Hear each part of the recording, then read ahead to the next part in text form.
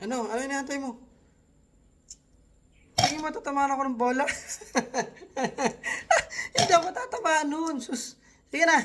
Mag-skip ka na. Hindi ako tatamaan ng bola. Sasayang oras mo. Oh! Ano hinihintay mo? Gusto mong masaktan ako? Gusto mo?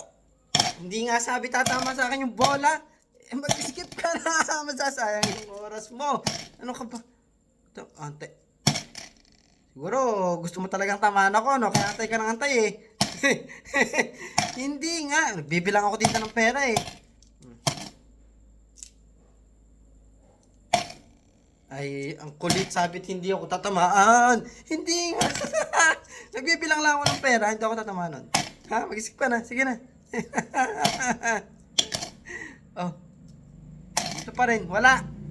Hindi talaga. Oh. Oh, tapos na ako magbilang. Nandiyan ka pa rin.